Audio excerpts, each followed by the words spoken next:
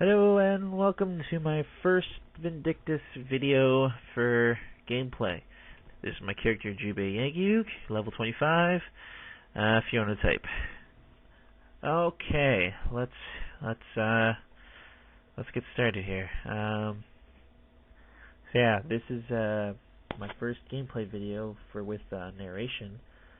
My most popular videos before this, or probably, if at all, is my Metroid Zero Mission gameplay video for showing you how to get the high jump earlier in the game.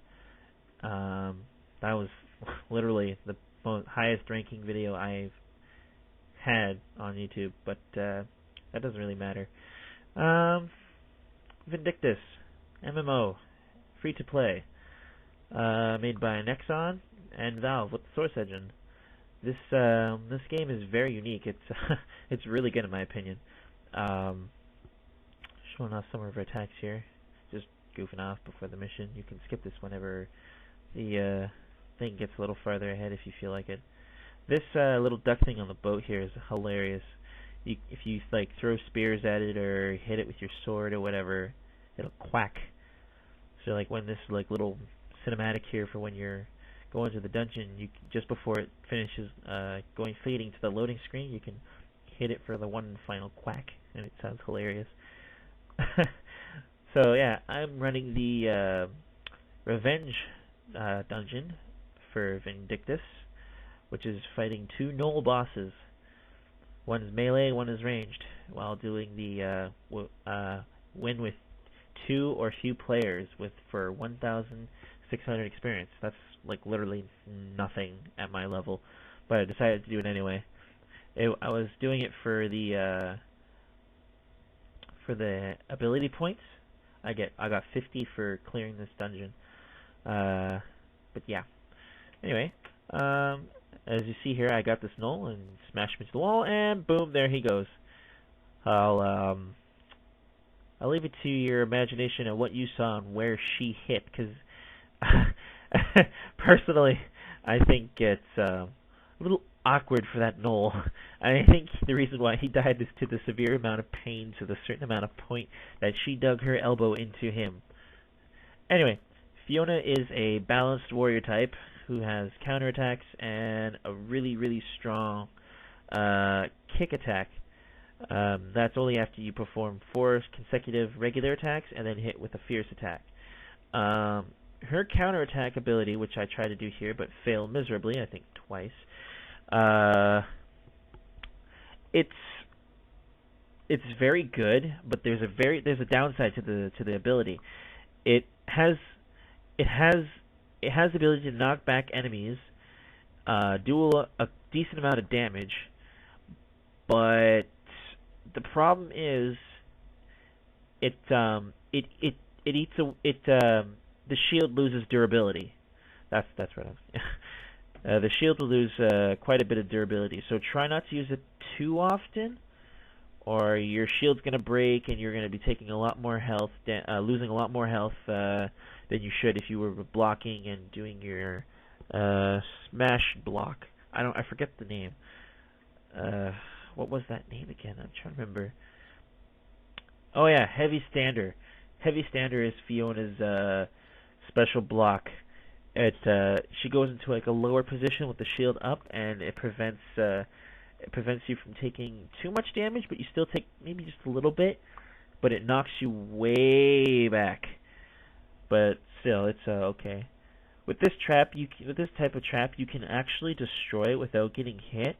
But for me, I don't know what the heck I was trying to prove. Got hit by the trap, lost my helmet, and just said, whatever, I'm just going to swing with my sword and let the physics reduce the speed and break it. So yeah, so far Vindictus has only 3 characters at the moment, which is Fiona, which is what I have, Lon, which is the two-handed warrior guy. He does, I think, yeah. And then there's another one, I forget her name. But she's the magician-based character in this game.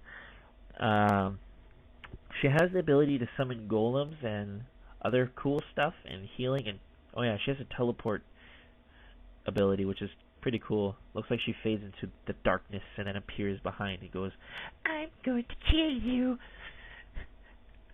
That'd be kind of creepy.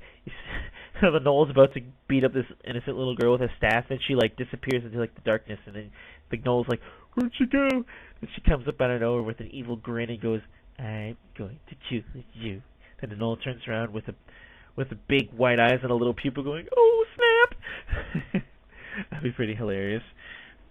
So yeah, in my perspective, I think Fiona's a really good character. She's obviously a balanced base, but whatever.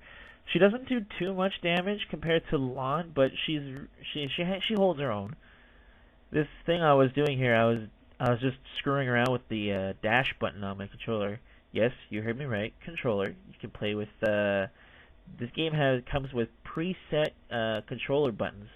You just go into your options menu, you select the keyboard only option, and you go to advanced, and then there should be a couple of buttons there for specific based controllers, but you can probably fix them up for a specific controller.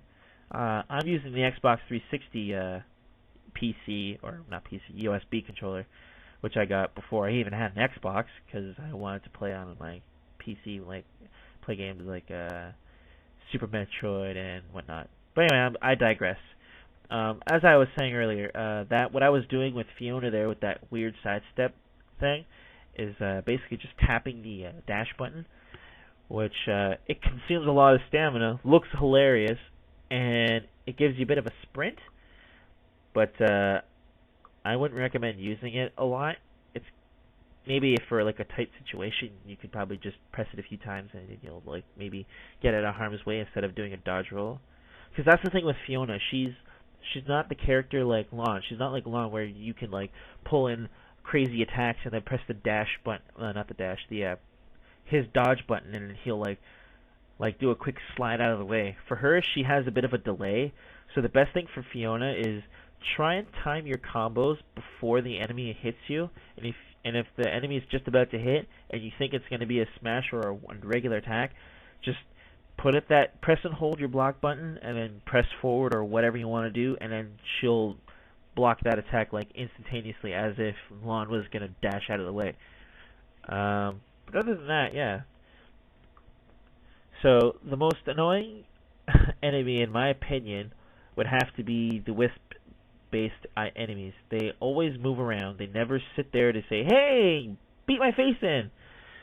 They're always like, "Hey, I bet you can't hit me. I bet you can't hit me. Come on, hit me, hit me. I don't want to get touched." But then when you hit them, they're like literally paper mache balloons that you'd made in like preschool or whatever. It's like, "Hey, look, Mommy, I made a paper mache doll." "That's nice, sweetie." Yeah, that was kind of creepy. But yeah, this part of the one thing that I like about this game is that the dungeons are always different somehow. Like depending on what boss you fight, and depending and what type of route you go. Like for example, these two pillars here, which is connected to like a wooden, I don't know, wooden lock system. Yeah, I'd say that wooden lock system. And then you can kick them down and then have them open the door, right? But most people just say, "You know what, it's quicker if you just open the door and push it, blah, blah, blah." But I'm like, you know what, I don't really care if it's quicker. I just want to see whatever's down there get their ass squished by a giant rolling rock.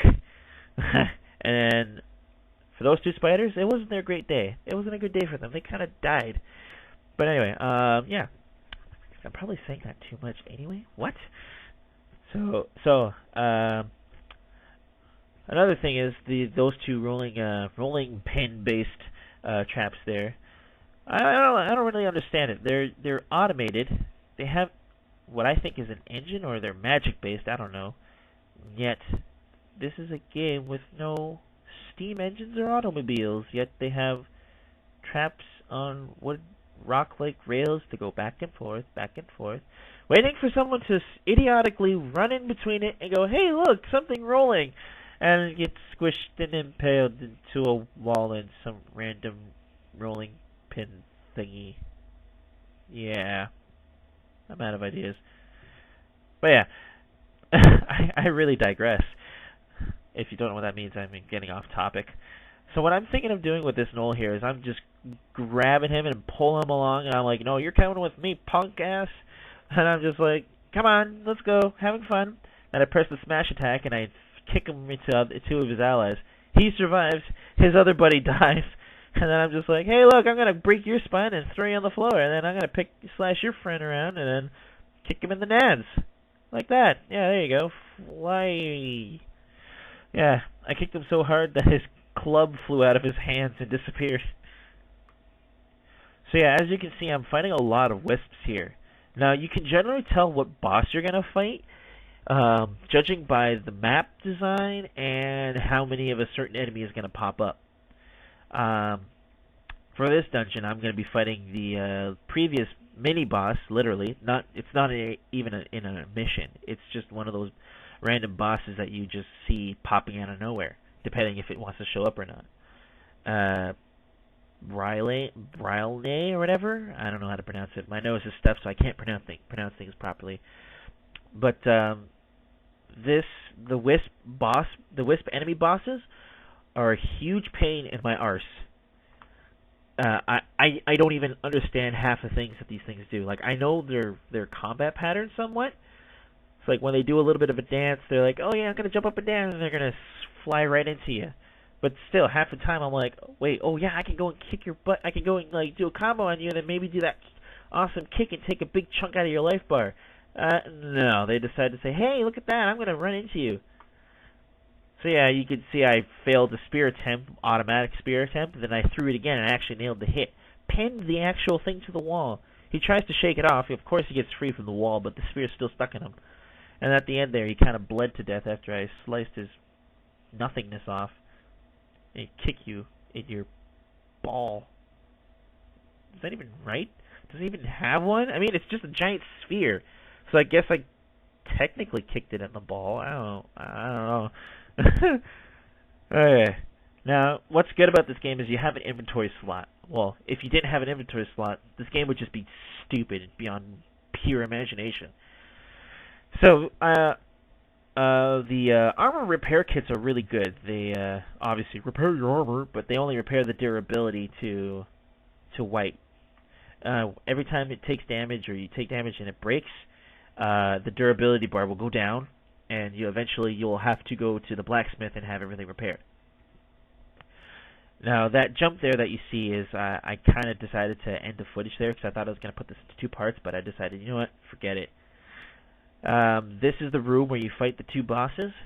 I was really stupid for throwing that piece of wood down there because I was like, oh yeah, I'm going to go and make a campfire at the top of the stairs, and I go downstairs, I'm like, I'm going to get some wood, then I'm like, oh wait, bosses are here, crap, I better put the campfire down, and then I got to go and put some wood in it, and I'm like, oh yeah, there it is, and they go for the charge, and I'm like, oh, I'm going to dodge it. Okay, that's just really stupid the way I'm saying it, but anyway, I successfully get a piece of wood into the campfire. Annoyingly, it's a big piece, but it's still it's accepted as 1. Then I get stuck in between a corner between one boss, and it's wailing on me. I'm trying to type in escape. I want to get out of here, but I get magically pushed out. And as I type escape properly, it's like, do you want to be freed? And I'm like, forget you. You're too slow. I can't spell escape right. Forget it. I'll just run away. So I take a swig of my potion there. I go and grab the essence of life that I popped out of that jar earlier, and I, quote unquote, kick butt. But no, I kind of really don't. I get my ass handed to me quite a few times here. It's kind of sad, really. Like, this spear attempt was actually really good. It looked like it missed, but it actually went into his leg. Or did it go into his crotch? I really don't know. Frankly, I don't want to know if it hit his crotch. That was a sheer miss. That was pretty dang close. Anyway, Jagged Tooth. He's the ranged boss with the yellow tunic of Knoll tunic. Sorry, whatever. Blah blah blah. He has 3 attacks. He has 4 attacks. He has his standard shooting an arrow. He's got his other one where he charges a shot and shoots multiple arrows. So that's 2. He has a kick ability, and he has got that charge. His buddy there, Wolftail, who is a complete pain in the ass, who always wants to stalk you and always give you a hug. No, your breath stinks, buddy. What he does is he mainly charges you to get you off your feet, and then he does that. He does that stupid swing, and he's like, "Oh yeah, I swing very good. I got this. Oh, I almost hit you, but I didn't hit you. But it was so amazing." But, but yeah. Basically, these two can be quite a pain in the ass. If you're just doing this for the first time, I sincerely hope you guys don't waste your spears. Consume them for when they get about to 2 bars, 1 bar, depending. Because if you have 4 people, there's gonna be a lot of they're gonna have a lot of health. But with just just one person or 2 people, it's like 2-3 health bars, and it's not that bad. Although I failed miserably. I really did fail miserably of kicking ass here. I've seen most players do way better than this, but you know what? I don't play this game to look like a badass. I just play this game just to take awesome screenshots. And speaking of screenshots, I totally missed an awesome screenshot earlier. Yeah, I take down Wolftail first because he's a huge nuisance to me, in my opinion. As you saw earlier, I was trying to throw firewood up there to get the campfire going and get a buff from it. But with these 2 guys always chasing me down, it's just not going to happen. The campfire literally disappeared on me. Disappeared, not peered. It literally did disappear. So just grab this. All the items I got here were null bucklers. Every single one from that one dude was a null buckler. Like, really? I don't even need them, but, like, couldn't you give me something else? Anyway, I grab a couple of those health shards. This game also has a mining system, M-I-N-E. You know, like, hey, look, grab a pickaxe, go hit this rock, get some ores, whatever. My nose is really stuffed up. I'm having a hard time with saying certain words. I'm sorry. But, yeah. What you do is you go to just before you set off onto the dungeon, you saw that owl there, and I bought some spears, right? So what you would do is you would buy not the small bombs where it has a picture of one, but the one where it has a picture of multiple little ones. I think they're called mining bombs or something like that. You grab those. These bombs do no damage to enemies whatsoever, so don't even bother doing anything with it to enemies because it's just really pointless. So anyway. My shield there broke from doing my counterattack ability, so I had to repair it, or else I would have taken too much damage. Anyway, back to mining. What you do is you want to look for those piles of rocks with those bits of rocks with crystals in it. You want to look out for those. You really do. Just letting you know, just because you threw the bomb at the pile of mineral deposit there, doesn't mean officially that you are actually going to get a piece.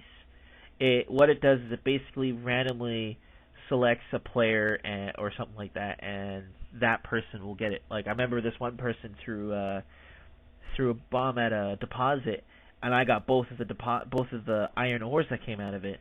And I was like, oh, cool, iron ore for me, sweet. So, yeah. So this game, Vindictus, is really good. Me personally, I give this game a 10 out of 10. I would probably say 9.8 to a 10 because there's only one thing that really bugs me about this game, and that's the token system. Token, T-O-K-E-N. You know, like the little stuff that you probably use for bus fare or something like that. The token system is kind of annoying. Basically, when you get to the next chapter, chapter 2, every mission that you do requires 2 tokens. Once you've done 7 boat rides, requires 3 tokens. And once you get to, like, I don't know how many rides after that, it goes to 4 tokens, and then your tokens just get chewed up, like ridiculously chewed up. So the best thing to do is try to do like 7 runs, and if you really need to level up or do something, maybe run a couple with 3 tokens, and then yeah. But the tokens get reset about every Monday, Saturday, and I think Thursday or Wednesday, one of the two. So Yeah, and you only have 50, so you gotta like watch what you do and how often you run those dungeons and just. But the best way to get tokens back is to do these low-level dungeons with low-level players and get seals of dedication from reviving players. And once you get 50 of those, you go back to the Crimson Blade mercenary building in the city, in the town. Sorry, kicked them in. Not did kick him. I slashed him in the crotch. Yeah, you go talk to Sierra, I think her name is, the redhead girl in there. She'll She'll give you 10 tokens for 50 of those dedications. I know it probably sounds like a hassle getting like reviving 100 people just to get 20 tokens back. It sounds like a pain, but honestly, if you really want to level up like crazy, you might as well. So anyway, that was this is my first video. I hope you enjoyed your time. Please subscribe and leave some comments below, and I will see you next time on Vindictus, the free-to-play MMO of 2010 by ing.com. Well, rated by ing.com anyway. So yeah. I hope I wasn't too annoying with my constant chatter. Just send me messages and let me know if I was a little too annoying, or if I should cease up on some talking, or if I should just keep putting in those cheesy one-liners or whatever. Also, the NX items in this game, most of them are 30 days and have stats, but for the things like tattoos and makeup, you can make it permanent, and as long as it has no stats, yeah, it'll stay there forever, but it costs extra. Alright, well, see you guys later.